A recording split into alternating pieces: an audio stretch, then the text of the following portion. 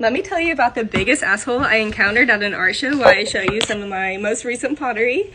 So I was in Decatur, Illinois, and I was doing an art show about a year ago. It was my second year ever doing art shows, and this old man, about 60 years old, comes into my booth and he asked me if I've ever done raku. After staring at my work for a little bit and not saying anything, and I tell him, no, I've never done raku, but I have done wood firing, and I show him some pieces of my wood firing.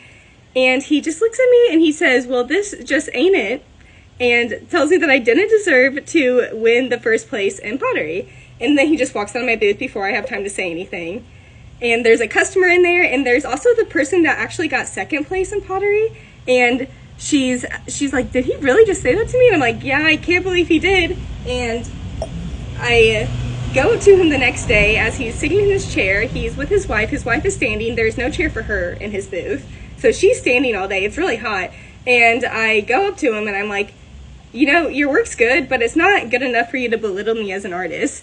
Mind you, all his work was raku, so that's why he asked me if I've ever done raku, like saying that because I don't do raku, I don't deserve to have a prize in pottery. I don't know, it makes no sense to me, because you can't even use any raku pieces for anything you want to eat food on or drink out of. But I tell him that, and then I look at his wife and I tell her what he said to me, and she just kind of stands there in shock. I'm like, yeah, you should be embarrassed of your husband. Anyways, I got accepted into that show again, and I'm bringing both my paintings and pottery, and I can't wait to win another award and rub it in this guy's face, because I'm almost positive he has gone to the show every year, and he always wins first place, because I talk to other potters and he's always there. So obviously he was just mad that a 22-year-old won first place over him. Anyways, can't wait to do it again this year with my pottery and painting.